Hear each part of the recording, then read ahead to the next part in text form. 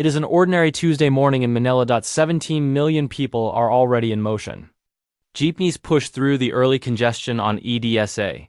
Students fill the corridors of schools built on soft valley ground. Surgeons begin their first procedures in hospitals that stand within walking distance of a line drawn through the earth. Vendors open their stalls in markets erected on sediment that, under the right conditions, will behave not like ground but like water.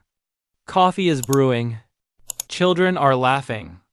The city is doing what cities do, expanding, consuming, producing, living with the magnificent and terrible confidence of a place that has never, in living memory, been interrupted by the thing that is coming. Beneath all of it, at a depth that no eye can see and no hand can touch, two massive bodies of rock are pressed against each other with a force that has been building since the year 1658. That was the last time this fault moved. 368 years ago. Manila was a colonial outpost. The valley was open farmland. There were no highways to buckle, no water mains to rupture, no towers of reinforced concrete to sway and fracture and fall. There were perhaps a few thousand people living above the line where the earth had just finished tearing itself apart. Today there are 17 million. The fault has not moved since. Not once. And in the language of geology, the only language the earth actually speaks, that silence is not reassurance. It is a debt measured in centuries of accumulated stress, in the slow and patient loading of rock that has no choice but to eventually give way, and no obligation whatsoever to warn us before it does. Scientists know this fault. They have mapped it with precision. They have dug into the earth along its trace and read the record of its ancient ruptures in the disrupted layers of sediment beneath the city's feet. They have modeled what happens to Manila, to its bridges, its hospitals, its dense and intricate millions. When the fault finally collects what 3.5 centuries of silence have made it owed, the numbers in those models are not comfortable. But the fault does not care about comfort. It cares about nothing at all. It simply waits, charged with energy sufficient to devastate one of the largest urban concentrations on Earth. For the moment, unscheduled, unannounced, arriving without ceremony into whatever ordinary day it chooses, when the friction holding it in place finally yields. This is the story of that fault, of the city above it, of the science that reads its past and projects its future, and of the 17 million people living their ordinary lives above 368 years of silence that cannot, by any law of physics or geology, last forever. What you just heard is not a prediction. It is a projection, built from decades of scientific work, from the careful reading of broken ground and ancient sediment, from the honest accounting of what physics and geology tell us must eventually happen beneath one of the most populated cities on Earth. If that first minute left you with questions, good. That is exactly where this story begins. Subscribe to Fury of the Earth and stay with us through every chapter of this documentary, because understanding what is coming and why is the only preparation that starts with knowledge rather than fear. Before we continue this story, subscribe to the channel. Your support helps us tell the true stories of Earth's most powerful volcanoes. The sleeping giant beneath the city, there is a line drawn through the earth beneath one of the most densely populated regions on the planet. It does not appear on tourist maps. It is not marked by warning signs along the roads that cross it. Most of the nearly 17 million people who live and work above it have never given it a second thought. And yet it is there, patient, ancient, and charged with an energy that has been building slowly and without mercy for more than 3 centuries. The West Valley Fault runs for approximately 100 kilometers through the heart of Metro Manila and its surrounding provinces in the Philippines. It cuts beneath cities, beneath schools and hospitals, beneath the foundations of homes where families have lived for generations. It passes beneath the Marikina Valley, a broad, flat corridor flanked by gentle hills that gives the fault system its broader name, and continues southward into the province of Cavite. To stand anywhere along its trace is to stand on one of the most geologically significant lines in Southeast Asia. Though the land itself offers no visible clue of what lies beneath, the Philippines sits at the intersection of several major tectonic plates. To the east, the Philippine Sea Plate moves steadily westward, grinding against the Eurasian plate at a rate of roughly several centimeters per year. This collision is not gentle. It is the engine behind the archipelago's extraordinary geological violence, the volcanoes that dot the landscape, the earthquakes that periodically reshape coastlines, the deep trenches offshore that mark where one plate slides beneath another in a process geologists call subduction. The Philippines is, in every meaningful sense, a place that was born from conflict between titanic forces, and that conflict has never truly ceased. Within this broader tectonic framework, the Marikina Valley Fault System represents a specific expression of stress. It is a strike-slip fault, meaning that the two sides of the fault move horizontally past one another rather than vertically. This type of movement can generate earthquakes of tremendous magnitude and, crucially, earthquakes that strike with relatively little warning and with shaking that is both intense and widespread. The geometry of the fault, running roughly north to south through a valley filled with soft alluvial sediments deposited over thousands of years by the Marikina River, creates conditions that amplify seismic waves. Ground that is soft and water-saturated moves more violently during an earthquake than solid bedrock. And the valley floor of Marikina is, in many places, precisely that kind of ground. The fault is divided into two primary segments, the West Valley Fault and the East Valley Fault. Of the two, the West Valley Fault is considered the more dangerous by a considerable margin. It is longer, it has accumulated more stress, and it passes directly through or immediately adjacent to some of the most urbanized terrain in the country. Cities like Marikina, Pasig, Taguig, Muntinlupa, and portions of Quezon City all lie within what seismologists describe as the fault's zone of influence. The Philippine Institute of Volcanology and Seismology, known universally in the country as PHOVOLCS, has spent decades studying this fault and communicating its hazard to the public and to policymakers. Their findings are not reassuring. The last time the West Valley Fault ruptured in a significant seismic event is believed to have been around the year 1658. This is not a date recorded with the precision of a modern seismograph. It comes from historical records, from accounts preserved in colonial-era documents, from the careful work of paleoseismologists who examine the Earth itself for the physical evidence of ancient ruptures, offset stream channels, disturbed sediment layers, the subtle but legible signatures that a major earthquake leaves in the landscape long after the shaking has stopped. The science of reading these signatures is painstaking and interpretive, but the conclusion it points to is consistent. The West Valley Fault has not produced a major rupture in approximately 368 years. In the language of geology, that is not a long time. Faults operate on timescales that dwarf human history. But in the language of seismic hazard, a fault that has been silent for more than 3 centuries while stress continues to accumulate is not a fault that is at rest. It is a fault that is waiting. The concept of a recurrence interval is central to understanding why this matters. Paleoseismic studies suggest that the West Valley Fault has historically produced major earthquakes events, potentially reaching magnitude 7.2 or higher at intervals of roughly 400 to 600 years. If the last rupture occurred in 1658, and if the recurrence interval holds even approximately, then the fault is not centuries away from its next event. It may be decades away. It may be less. What makes this situation singular among geological hazards in Southeast Asia is not merely the power of the fault itself. It is the extraordinary concentration of human life and infrastructure that now exists above it. When the fault last ruptured, Manila was a colonial settlement, its population a small fraction of what it is today. The Marikina Valley was agricultural land dotted with small communities and open fields. Today, the same geography hosts one of the most densely packed metropolitan regions in the world. The infrastructure that underlies daily life, water systems, bridges, hospitals, roads, power networks, sits in many cases directly above or adjacent to the fault trace. The question that scientists, urban planners, and emergency managers in the Philippines have been wrestling with for years is not whether the West Valley Fault will rupture again. On that point, there is no scientific disagreement. The question is, what happens to a city of 17 million people when it does? That question has no comfortable answer.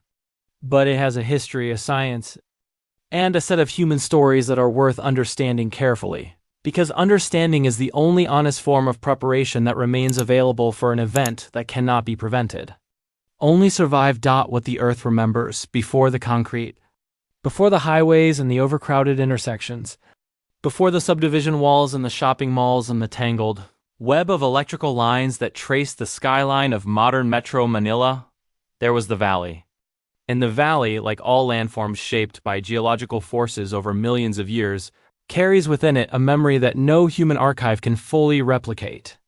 It is a memory written not in ink but in sediment, in rock, in the precise geometry of displaced riverbeds and fractured soil layers that tell, for those trained to read them, the long story of a restless earth. The Marikina Valley itself is a product of the same tectonic forces that created the fault beneath it. Over immense spans of geological time, the movement of crustal blocks along fault lines shaped the topography of Luzon, lifting some areas, depressing others, carving pathways for rivers that would eventually become the arteries of human settlement. The Marikina River, which flows through the valley and eventually joins the Pasig River on its way to Manila Bay, did not choose its course arbitrarily. It follows, in large part, the structural grain of the landscape, a landscape defined by faulting. The valley floor that the river crosses is composed of alluvium, sediments deposited over thousands of years by the river itself and by the erosion of surrounding hills. These sediments are deep in places, soft, and saturated with groundwater. They are also, as noted, among the most hazardous types of ground on which a city can be built when a major fault runs nearby. The historical record of earthquakes in the Philippines begins, in earnest, with the arrival of Spanish colonizers in the 16th century. The Spaniards were meticulous record keepers in many respects, and their accounts of natural disasters, floods, volcanic eruptions, and earthquakes provide an invaluable window into the geological history of the archipelago during the colonial period. From these records, researchers have pieced together a catalog of significant seismic events affecting the Manila region.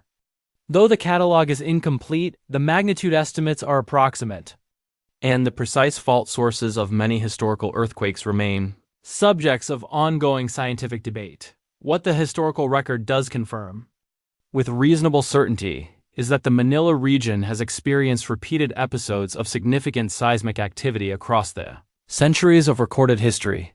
Earthquakes in 1599, 1610, 1645, and 1658 all left marks in the colonial archive, accounts of collapsed churches, damaged fortifications, disrupted settlements, and, in some cases, significant loss of life. The earthquake of 1645 is among the most cited in historical seismological studies of the region. It caused widespread destruction in Manila and the surrounding areas, and its effects were recorded in sufficient detail to suggest that it was a major event by any standard. Some researchers associate it with activity on or near the West Valley Fault, though the attribution is not universally accepted and the science of assigning historical earthquakes to specific fault sources in a tectonically complex region like Luzon is inherently difficult. The event of 1658 occupies a particular place in the scientific discussion because paleoseismic evidence, physical evidence, preserved in the earth itself rather than in human documents, points to a major rupture of the West Valley Fault at approximately that time. Paleoseismology as a discipline involves the excavation of trenches across fault traces, the careful examination of disrupted sediment layers, and the use of radiocarbon dating to establish when specific layers were deposited or disturbed. When a fault ruptures, it leaves characteristic signatures, layers of sediment that have been offset. Features called colluvial wedges that form as material from a fault scarp gradually erodes and accumulates, and disruptions to the continuity of otherwise horizontal sediment beds. These signatures can be read with increasing precision as dating techniques improve, and the picture they paint of the West Valley Fault's behavior over the past several thousand years is one of repeated, large magnitude ruptures separated by long periods of apparent quiet. The paleoseismic studies conducted along the West Valley Fault, particularly work carried out in the Marikina area where the fault trace is well exposed and accessible for study, suggests that the fault has ruptured multiple times in the Holocene, the geological epoch that encompasses roughly the past 12,000 years. The recurrence intervals estimated from this evidence vary, but they consistently point to intervals measured in centuries rather than millennia. This means that the fault is not an ancient relic of a more geologically active past. It is an active structure, in the present sense of the term, one that has ruptured within human historical time and will rupture again within what seismologists consider a geologically near-term future understanding. This history requires a willingness to think across timescales that are unfamiliar to most people. A gap of 368 years between major earthquakes seems enormous from the perspective of a single human life, or even from the perspective of recorded history in a country whose written archive extends back only a few centuries. But from the perspective of a fault that has been accumulating stress at a measurable rate, driven by the steady and relentless motion of tectonic plates, 3 centuries is not a period of rest. It is a period of loading. Every year that passes without a rupture is, in a sense, a year in which the elastic energy stored in the rocks along the fault grows incrementally larger, energy that must eventually be released. This is the fundamental and uncomfortable truth at the heart of any honest discussion of the West Valley Fault. The silence of the past 368 years is not evidence that the danger has passed. It is evidence that the danger has grown. The Earth does not forget the stress placed upon it, and it does not forgive the assumption that silence means safety. It simply waits in the patient and indifferent way of geological time for the conditions that will allow it to move again, what those conditions look like, and what they mean for the millions of people living above the fault today, is a story that requires both science and history to tell fully. And it is a story that, in the Philippines, has been told before, not in words, but in the language of broken ground and shaken earth, that only the landscape itself can speak. The anatomy of a fault to understand why the West Valley Fault commands the attention of every serious seismologist working in Southeast Asia. It is necessary to go beneath the surface, not metaphorically, but literally. The fault is not simply a line on a map. It is a 3-dimensional structure extending deep into the Earth's crust, a zone of fractured and pulverized rock along which 2 crustal blocks have moved, are moving, and will move again. Understanding its geometry, its mechanics, and its relationship to the broader tectonic framework of the Philippine archipelago is essential to understanding why scientists speak about it with the particular kind of measured urgency that characterizes their public statements. A tone that is careful, precise, and impossible to mistake for reassurance. The Philippine archipelago occupies one of the most tectonically active regions on the planet. It sits at the convergence of several major and minor tectonic plates, including the Philippine Sea Plate, the Eurasian Plate, and the Sunda Plate, along with smaller microplates whose boundaries and behaviors are still subjects of active scientific investigation. The interaction among these plates generates a complex and dynamic stress field throughout the archipelago. Luzon, the largest island in the Philippines and the one on which Metro Manila sits, is traversed by multiple active fault systems that express this stress in different ways and at different scales. The Marikina Valley Fault System is one of these expressions. It is classified as a strike-slip fault system, which places it in a broad and well-studied category of geological structures found throughout the world, from the San Andreas Fault in California to the North Anatolian Fault in Turkey. In a strike-slip system, the dominant motion is horizontal rather than vertical. The 2 sides of the fault slide past one another along a roughly vertical fault plane, rather than one side being thrust upward over the other as in a reverse fault, or one side dropping relative to the other as in a normal fault. The distinction matters for several reasons. Strike-slip faults can generate earthquakes across a very wide range of magnitudes. Their horizontal motion can produce surface rupture, visible cracking and displacement at the ground surface, along their trace. And because they tend to be steeply oriented in the subsurface, they can transmit seismic energy efficiently across large areas. The West Valley Fault, the more hazardous of the 2 primary segments of the Marikina Valley Fault System, has a sense of motion that geologists describe as left lateral. This means that if you stand on one side of the fault and look across it, the opposite side appears to have moved to the left relative to your position. Over geological time, this motion has accumulated to produce measurable offsets in the landscape. Stream channels that once flowed in straight lines now show abrupt bends or deflections where the fault has displaced the ground beneath them. These geomorphic signatures are among the most reliable indicators of an active fault. And along portions of the West Valley Fault trace, they are clearly visible to anyone who knows what to look for. The total length of the West Valley Fault is approximately 100 kilometers. Though the precise endpoints of the fault and the exact geometry of its trace at depth remain areas of ongoing research, length matters enormously in seismology because it is one of the primary controls on the maximum magnitude earthquake a fault can produce. There is a well-established empirical relationship between fault rupture length and earthquake magnitude. Longer ruptures release more energy and generate larger earthquakes. A fault capable of rupturing along its full length in a single event, or even along a substantial portion of that length, is capable of generating an earthquake that would rank among the most powerful ever recorded in the region. FIVOLCS and other scientific bodies have consistently estimated that a full or near-full rupture of the West Valley Fault could produce an earthquake in the range of magnitude 7.2, though some estimates place the potential somewhat higher depending on the assumptions made about rupture geometry and the mechanical properties of the rocks involved. What makes the geological situation beneath Metro Manila particularly complex is that the West Valley Fault does not exist in isolation. It is part of a broader structural system, and the stress field in the region is influenced by multiple fault systems operating simultaneously.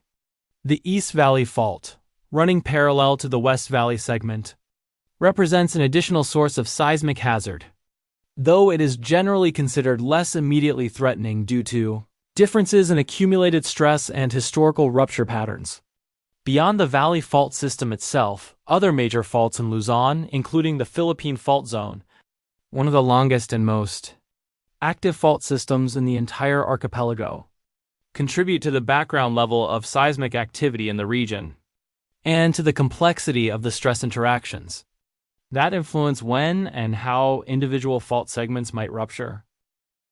The mechanics of how stress accumulates on a locked fault and how that stress is eventually released in an earthquake is a subject that has occupied seismologists for well over a century, and despite remarkable advances in understanding, it remains one of the most challenging problems in the earth sciences. The basic framework, elastic rebound theory, first articulated by Harry Fielding Reid in the aftermath of the 1906 San Francisco earthquake, holds that the rocks on either side of a fault are slowly deformed as tectonic forces drive them in opposite directions. So long as the fault remains locked by friction, the rocks store elastic energy much as a compressed spring stores mechanical energy. When the stress on the fault finally exceeds the frictional resistance holding it locked, the fault ruptures, the stored energy is released as seismic waves, and the rocks on either side snap back toward their undeformed state, a process that happens not gradually but catastrophically, in a matter of seconds. For the West Valley Fault, the implications of this framework are straightforward and sobering. Tectonic motion in the region has continued uninterrupted since the last major rupture in approximately 1658. The fault has remained locked throughout that time, accumulating elastic strain that has nowhere to go except into the next earthquake. The longer the interval between ruptures, the greater the accumulated strain, and the greater the energy available for release when the fault finally moves. 368 years of loading represents a significant reservoir of stored elastic energy sufficient, by scientific estimates, to produce an earthquake capable of causing catastrophic damage. Across one of the most populated urban corridors in Asia, the anatomy of the fault, then, is not merely a technical matter of interest to specialists. It is the physical foundation of a hazard that shapes the lives and futures of millions of people. Whether they are aware of it or not, the city above the line, there is a particular kind of vulnerability that comes not from ignorance but from proximity. The people of Metro Manila are not, by and large, unaware that they live in a seismically active country. The Philippines experiences thousands of earthquakes every year, most of them too small to be felt, some of them large enough to cause damage and death in distant provinces. Earthquakes are a part of the texture of life in the archipelago, in a way that is simply not true for people living in more geologically stable parts of the world. And yet, awareness of seismic hazard in a general sense is a very different thing from a lived understanding of what it means to have a specific, identified, heavily loaded fault running directly beneath the streets where you walk, the building where you work, and the neighborhood where your children go to school. Metro Manila is one of the most densely populated urban agglomerations on Earth. The National Capital Region alone, which encompasses the city of Manila and 16 other cities and municipalities, has an official population of roughly 13 million people. When the broader metropolitan area is considered, the contiguous urban zone that extends into adjacent provinces and that functions as a single interconnected economic and social unit, the population approaches 17 million or more. These people are distributed across a landscape that varies considerably in its geological character, from the relatively stable ground of some elevated areas to the soft, water-saturated alluvial deposits of the valley floor and the reclaimed land along Manila Bay, where the hazard from earthquake shaking and from the phenomena known as liquefaction is particularly acute. Liquefaction is a process that occurs when saturated, loosely packed sediments are subjected to intense shaking. Under normal conditions, the friction between individual sediment particles gives the ground its structural integrity, its ability to support the weight of buildings and infrastructure. During a major earthquake, however, the rapid cyclic stressing of water-saturated sediments can cause the pore water pressure between particles to increase dramatically, effectively eliminating the friction that holds the sediment together. The ground behaves temporarily as a liquid rather than a solid. Buildings sink, tilt, or topple. Underground utilities float upward. Roads buckle and crack. The damage caused by liquefaction can be as severe as the damage caused by the seismic waves themselves, and in some cases more so, because it affects the very foundation upon which everything above is built. Significant portions of Metro Manila are underlain by sediments that are highly susceptible to liquefaction. The reclaimed areas along Manila Bay, which have been expanded progressively over decades to accommodate urban development, are among the most vulnerable. The valley floor of Marikina, with its deep alluvial deposits and high water table, presents similar risks. FIVOLCS and various academic and government research groups have produced detailed liquefaction hazard maps for the metropolitan area. And these maps paint a sobering picture of how broadly the effects of a major West Valley Fault rupture could be felt. Even in areas located some distance from the fault trace itself, the built environment of Metro Manila reflects, in its current form, decades of rapid and largely unplanned urban growth. The city expanded at extraordinary speed during the latter half of the 20th century, driven by population growth, rural to urban migration, and economic development that consistently outpaced the capacity of regulatory institutions to manage it. Buildings were constructed according to codes that varied in their rigor and their enforcement. Infrastructure was extended to serve growing populations without always accounting for the geological conditions of the ground beneath it. The result is an urban fabric of tremendous complexity and uneven resilience, a city in which modern, engineered structures, designed to current seismic standards, stand in close proximity to older buildings whose ability to withstand major ground shaking is deeply uncertain. The Metro Manila Earthquake Impact Reduction Study, a landmark collaborative research effort conducted in the early 2000s involving FIVOLCS, the Japan International Cooperation Agency, and the Metropolitan Manila Development Authority, produced what remains one of the most comprehensive assessments of earthquake risk in the region. Its findings, which have been updated and refined in subsequent studies, projected that a major rupture of the West Valley Fault could result in tens of thousands of fatalities, hundreds of thousands of injuries, and the destruction or severe damage of a substantial fraction of the built environment across multiple cities. The study also projected serious disruption to critical infrastructure, water supply systems, bridges, hospitals, fire stations, and transportation networks at precisely the moment when that infrastructure would be most urgently needed. These projections are not worst-case fantasies.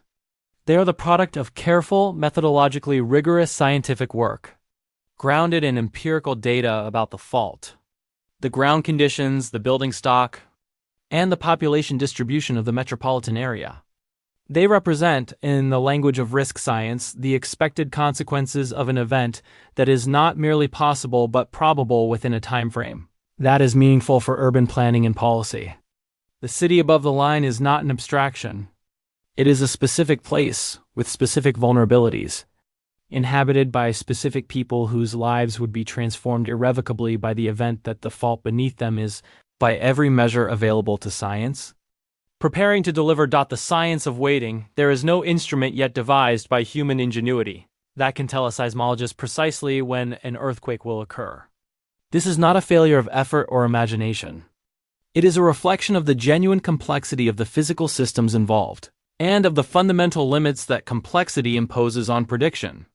Earthquakes emerge from processes operating across scales ranging from the microscopic friction between mineral grains to the vast motion of tectonic plates, spanning thousands of kilometers.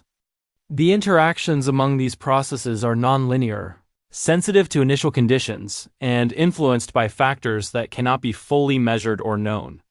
Earthquake prediction in the strict sense, specifying a time, a location, and a magnitude with enough precision and reliability to be operationally useful, remains beyond the reach of current science, and many researchers believe it may remain so indefinitely. This does not mean, however, that science has nothing useful to say about when and where earthquakes are likely to occur. The discipline of probabilistic seismic hazard analysis has developed sophisticated methods for quantifying the likelihood of earthquake occurrence over specified time periods, based on what is known about fault geometry, slip rates, historical and paleoseismic rupture records, and the mechanics of stress accumulation and release. These methods do not predict earthquakes. They characterize hazard, the probability that ground shaking of a given intensity will occur at a given location within a given time window. The distinction is important, but so is the practical value of the output. Knowing that a particular fault has a significant probability of producing a major earthquake within the next 50 years is not the same as knowing when that earthquake will happen, but it is far from useless. It is, in fact, the foundation upon which rational decisions about building codes, land use, emergency planning, and public investment in resilience should be made. For the West Valley Fault, the probabilistic picture is unambiguous in its broad outlines, even where uncertainties remain in the details. Fivolks has communicated consistently and publicly that the fault is capable of producing a magnitude 7.2 earthquake, that it is considered active by every applicable scientific criterion, and that the long interval since its last major rupture is a cause for concern rather than comfort.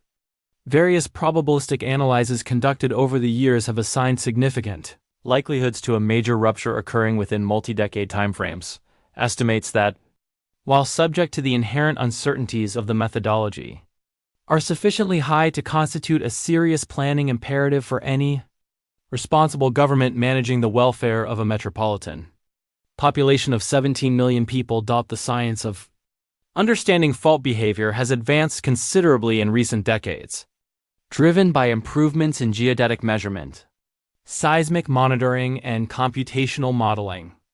GPS-based geodesy, in particular, has transformed the ability of scientists to measure the slow deformation of the Earth's surface caused by tectonic loading. By placing networks of GPS receivers across a region and tracking their positions with millimeter-level precision over years and decades, researchers can map the strain field, the pattern of accumulating deformation, that reflects stress building on locked fault segments.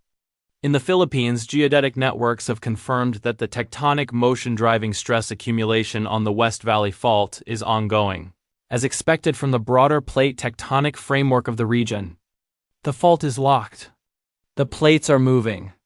The stress is building. Seismic monitoring networks provide a complementary window into fault behavior. Small earthquakes, microseismic events too small to be felt at the surface, occur constantly along and near active fault zones, reflecting the ongoing adjustment of stressed rock masses. The spatial and temporal patterns of this microseismicity can provide information about where stress is concentrated, where fault segments are locked versus creeping, and how the mechanical state of the fault system is evolving over time. PHIVOLCS operates a national seismic network that includes stations in and around Metro Manila.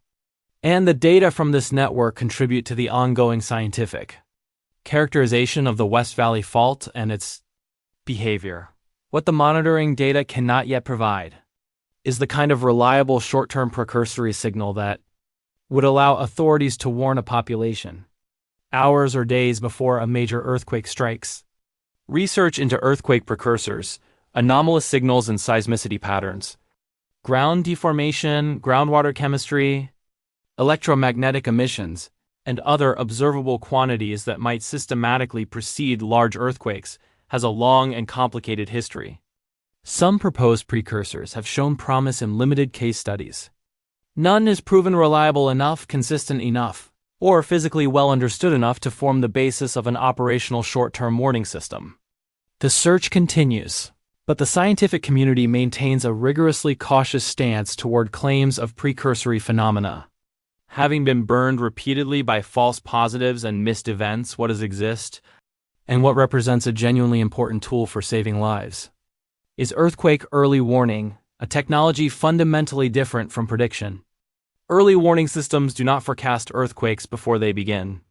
They detect the initial seismic waves generated by an earthquake that has already started and transmit alerts to distant locations before the more destructive waves arrive. Because seismic waves travel at finite speeds through the Earth, and because electronic signals travel at the speed of light, there is a window typically ranging from a few seconds to perhaps a minute, depending on distance from the epicenter, during which an alert can reach a population and trigger automatic protective actions. Trains can be slowed. Surgeries can be paused. People can take cover. The window is short, but in the context of a major earthquake, seconds matter enormously. The science of waiting, then, is not passive. It is an active, ongoing enterprise of measurement, analysis, and preparation, an effort to extract the maximum possible knowledge from a system that stubbornly resists the kind of deterministic prediction that would make the problem of earthquake hazard simple to manage. The West Valley Fault will not announce its intentions. It will not offer a countdown.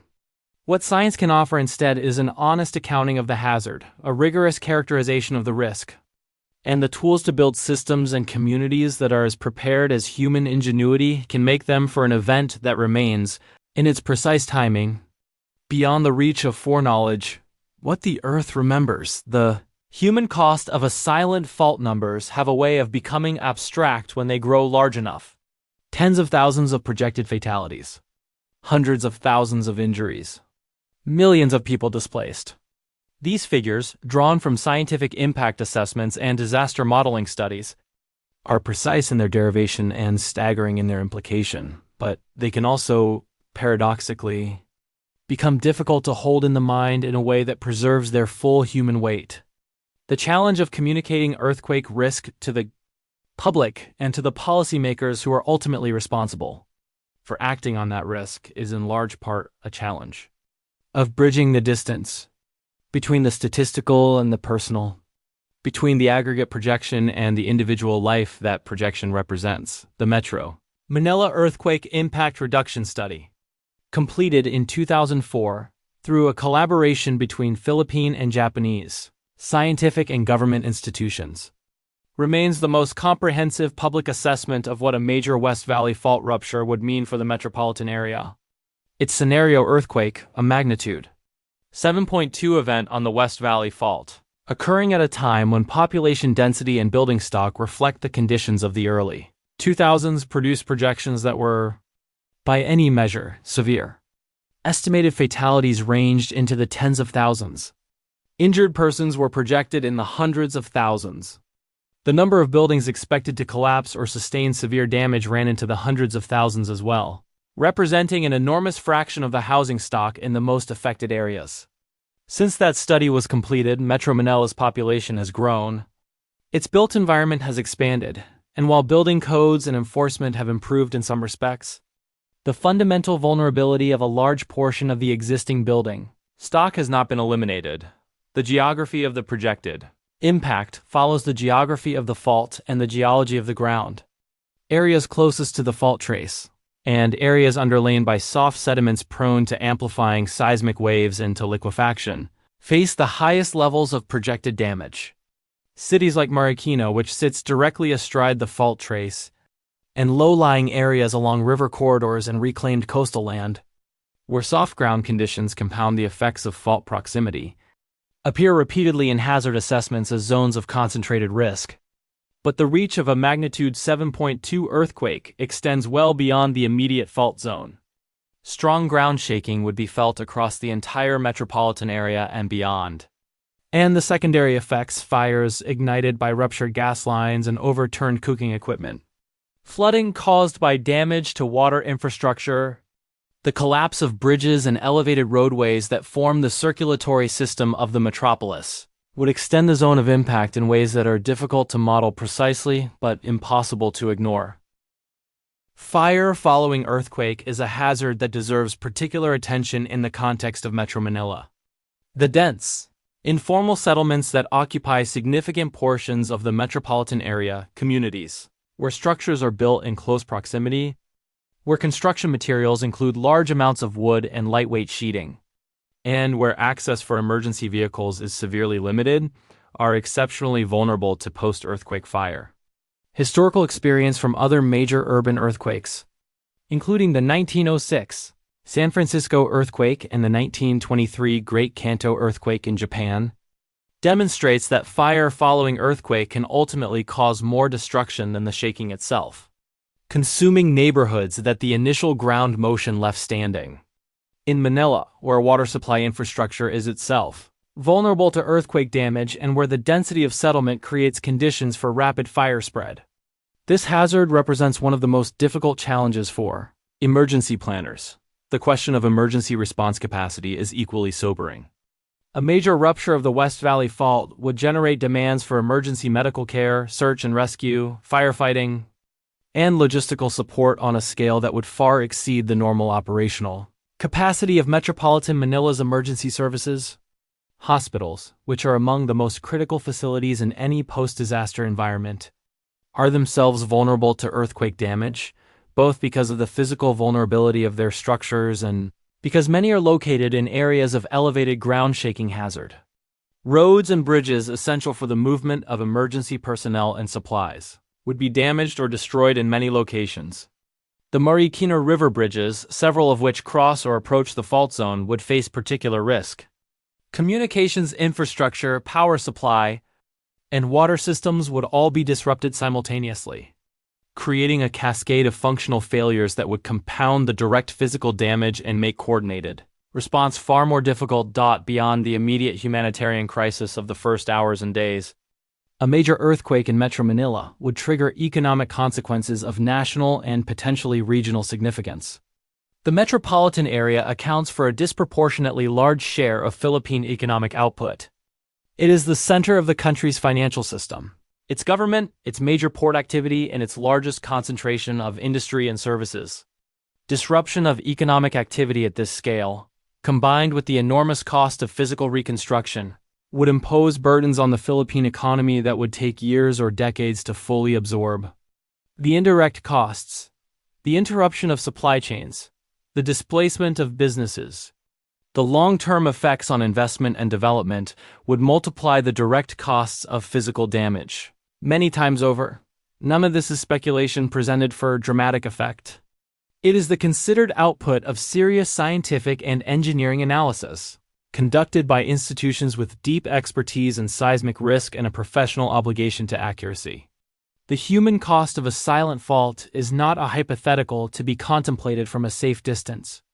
It is a projected reality grounded in what is known about the fault, the city, and the physics of earthquakes, that demands to be taken seriously by everyone with the authority and the responsibility to act. The moment the Earth moves to understand what a major rupture of the West Valley Fault would actually feel like, not in the abstract language of peak ground acceleration and spectral response, but in the immediate, physical, human experience of the event itself. It is necessary to draw on the record of comparable earthquakes that have occurred in similar geological and urban settings. No two earthquakes are identical, and the specific character of shaking from a West Valley fault rupture would be shaped by factors unique to that event and that environment. But the broad phenomenology of a major strike-slip earthquake in a densely populated urban area is well documented, and it provides a framework for understanding what the science is actually describing when it projects the consequences of an event that has not yet occurred. A magnitude 7.2 earthquake releases an enormous amount of energy, roughly equivalent, by standard seismological comparison, to several thousand times the energy of the atomic bomb dropped on Hiroshima in 1945. That energy radiates outward from the rupturing fault in the form of seismic waves, which travel through the Earth at speeds of several kilometers per second. For someone located close to the fault, within a few kilometers of the rupture zone, the arrival of strong shaking would be nearly simultaneous with the initiation of the rupture. There would be little or no warning perceptible to human senses. The ground would begin to move with a violence and an irregularity that has no close analog in ordinary experience. The shaking from a major earthquake is not the simple back-and-forth motion that the word might suggest. It is a complex, multi-directional disturbance in which the ground moves simultaneously in horizontal and vertical directions, with accelerations that can exceed the force of gravity in the strongest events. Objects fall from shelves and walls. Furniture slides and overturns. Unreinforced masonry walls crack, buckle, and collapse inward or outward. Reinforced concrete structures that were not designed or built to current seismic standards undergo progressive failure as columns and beam column joints lose their integrity under repeated cycling of stress. The duration of strong shaking in a magnitude 7.2 earthquake can range from approximately 20 to 40 seconds or more, depending on the rupture characteristics and the distance from the fault. 20 seconds is a short time in ordinary experience. In the context of a major earthquake, it is long enough for catastrophic structural failures to propagate through buildings that are already compromised. The ground directly above the rupturing fault would experience surface rupture, visible displacement of the Earth's surface along the fault trace. In a left lateral strike-slip earthquake, this displacement would manifest as a horizontal offset of the ground, with features on one side of the fault shifted laterally relative to features on the other side.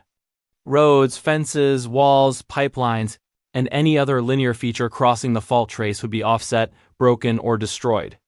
Buildings straddling the fault trace, and in Metro Manila, given the proximity of dense urban development to the mapped fault trace, there are many would be subjected not only to strong shaking but to the direct physical displacement of the ground beneath their foundations, a form of loading for which virtually no ordinary structure is designed to survive intact.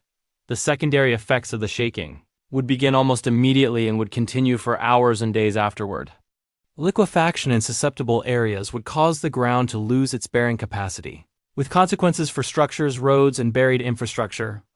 Landslides and slope failures would affect hillside areas in the cities and municipalities adjacent to the valley. Water mains would rupture across the metropolitan area, simultaneously releasing water into the ground and cutting supply to the population. Gas lines would break, creating ignition hazards that would lead, in many locations, to fires that emergency services would be unable to control, effectively given the simultaneous demands on their capacity and the disruption to their own infrastructure. The aftershock sequence following a major earthquake of this magnitude would be prolonged and, in its early stages, would include events large enough to cause additional structural failures in buildings already weakened by the main shock. Historical aftershock sequences following comparable earthquakes suggest that magnitude 6 or greater aftershocks in the days and weeks following the main shock are not merely possible but expected. For rescue workers attempting to operate in damaged structures, and for survivors sheltering in buildings of uncertain integrity, the ongoing seismicity of the aftershock period introduces a persistent additional hazard that complicates every aspect of the emergency response. The experience of comparable urban earthquakes elsewhere in the world provides a sobering empirical reference for what Metro Manila could face.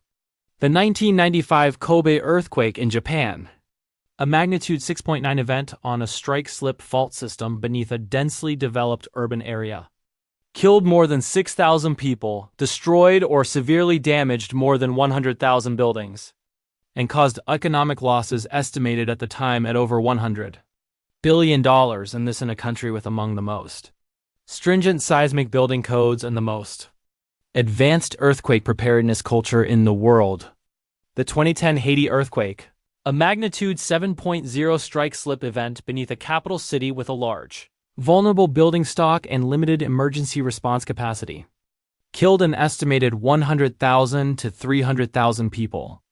Metro Manila's situation combines elements of both scenarios: a large, sophisticated urban economy with significant modern infrastructure, alongside a vast stock of older, vulnerable buildings and dense informal settlements with limited resilience. The moment the Earth moves along the West Valley Fault will not be a moment that announces itself in advance. It will arrive without ceremony in the ordinary course of an ordinary day, and it will divide time for millions of people simultaneously into the world that existed before and whatever comes after. Learning to live with the fault, there is a particular kind of civic maturity required to govern a city that sits above a major active fault. It demands the ability to hold two truths simultaneously: that the earthquake will come and that life must continue in the meantime.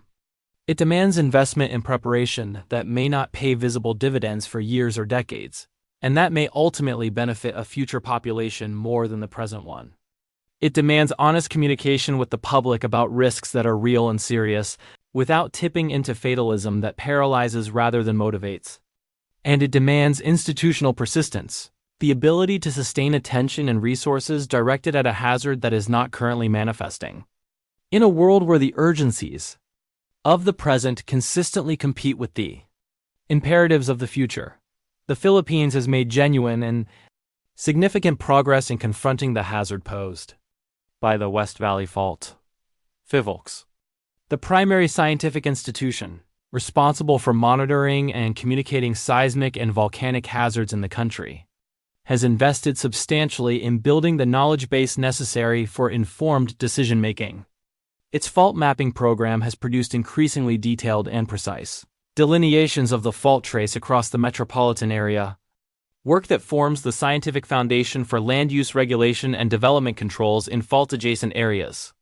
The publication of fault trace maps at scales useful for planning and engineering purposes represents a significant scientific and institutional achievement, one that many countries with comparable seismic hazards have not yet fully replicated.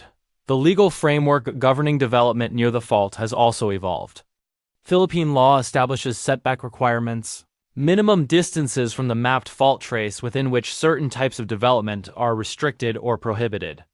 The implementation and enforcement of these setbacks has been uneven, reflecting the broader challenges of urban governance in a rapidly developing metropolis where demand for land is intense and where regulatory capacity varies considerably across different local government units. But the legal framework itself represents an acknowledgement at the national level that proximity to the fault is a condition that requires management, not merely acceptance. Earthquake preparedness and public education have become significantly more prominent features of Philippine civic life in recent decades. PHIVOLCS and various partner agencies conduct regular public information campaigns, school-based education programs, and community-level preparedness activities designed to build awareness of seismic hazards and to encourage the adoption of protective behaviors. The annual Metro Manila Shake Drill, a large-scale earthquake simulation exercise involving government agencies, schools, businesses, and the general public across the metropolitan area, has become one of the most ambitious public preparedness exercises in Asia. Millions of people participate each year, practicing the drop, cover, and hold-on response that represents the recommended protective action during earthquake shaking, and testing the coordination mechanisms that would be activated in a real event. The engineering community in the Philippines has progressively strengthened the seismic provisions of the National Building Code, drawing on advances in earthquake engineering research and on lessons learned from major earthquakes around the world. New buildings designed and constructed to current code provisions should, in principle, perform substantially better in a major earthquake than older structures built to earlier, less demanding standards. Retrofitting programs aimed at improving the seismic performance of existing vulnerable structures, schools, Hospitals, government buildings, and other critical facilities have been undertaken with varying degrees of comprehensiveness and funding. The challenge of retrofitting an existing urban building stock is enormous in any context. And in Metro Manila, where the number of potentially vulnerable structures is vast, it represents a long-term undertaking that will require sustained commitment well beyond current program levels. International cooperation has played an important role in building Philippine capacity to understand and manage the hazard. The collaboration with Japanese institutions that produced the Metro Manila earthquake impact reduction study brought not only scientific and technical resources but also the accumulated experience of a country that has learned, through repeated and devastating experience, how to build more resilient cities and institutions. Subsequent collaborations with American, European, and other Asian scientific and development agencies have continued to strengthen the technical foundations of Philippine earthquake risk management, the monitoring infrastructure for the West Valley Fault, and the broader seismic environment of Metro Manila has expanded considerably.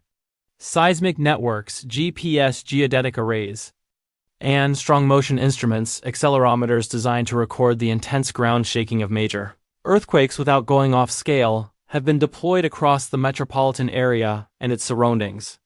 The data from these networks feed into scientific analyses that continuously refine the understanding of fault behavior and seismic hazard, and they would provide critical information in the immediate aftermath of a major earthquake for understanding what had happened and where the damage was most severe.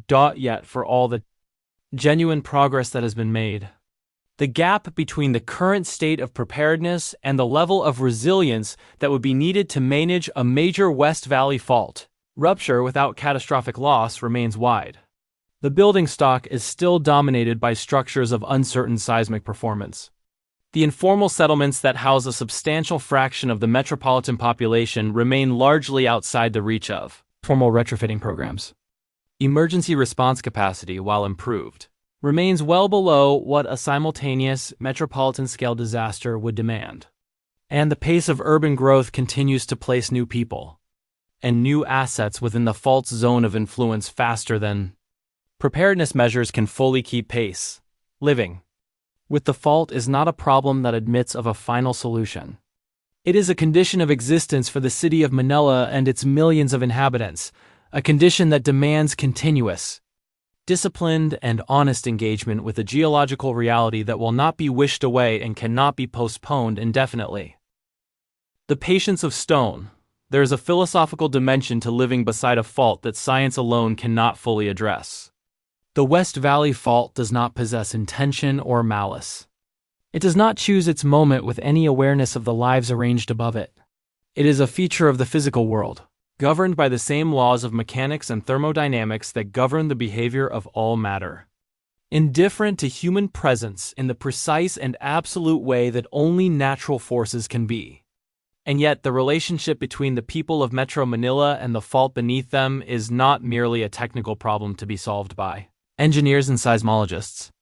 It is also a human condition, a form of coexistence with uncertainty that raises questions about memory, responsibility, and the obligations that the living carry toward those who will come after them.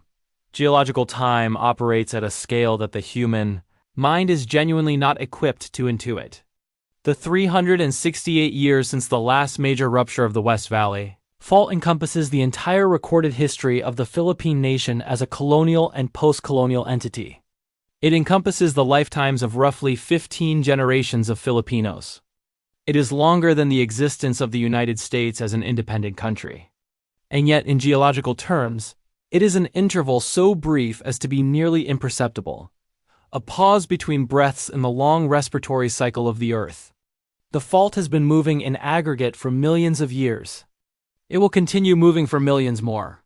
The current period of silence is, by geological standards, unremarkable. It is human civilization that has chosen to build its most densely populated urban corridor directly above the point where that silence must eventually end. This is not a criticism. Human settlements have always been shaped by factors that include proximity to water, agricultural land, trade routes, and economic opportunity, factors that rarely align perfectly with geological safety. The Marikina Valley offered the communities that grew into modern Metro Manila precisely the resources that human civilization requires: fertile soil, reliable water, accessible terrain, a favorable position relative to trade and the sea. The fault beneath the valley was not visible to the people who first settled there, and the science that would eventually reveal its presence and its hazard did not exist for most of the centuries during which the city grew. The vulnerability that has accumulated is the product of human need and human ingenuity operating within the limits of human knowledge as it existed at each stage of the city's development. What is different now is that the knowledge exists. The fault has been mapped with considerable precision. Its behavior over geological time has been reconstructed through painstaking scientific work. Its capacity for destruction in the context of the modern city has been modeled and projected by serious researchers using rigorous methods. The hazard is not unknown. It is, in fact, among the best characterized seismic hazards in Southeast Asia, the subject of more scientific attention and public communication than the vast majority of comparable fault systems in the developing world. The question that the existence of this knowledge poses, the genuinely difficult question, is what obligations it creates. For the scientific community, the obligation is to continue refining the understanding of the fault and communicating that understanding honestly and accessibly to the public and to decision makers. For engineers and planners, it is to apply the best available knowledge to the design and regulation of the built environment, reducing vulnerability wherever it is technically and economically feasible to do so.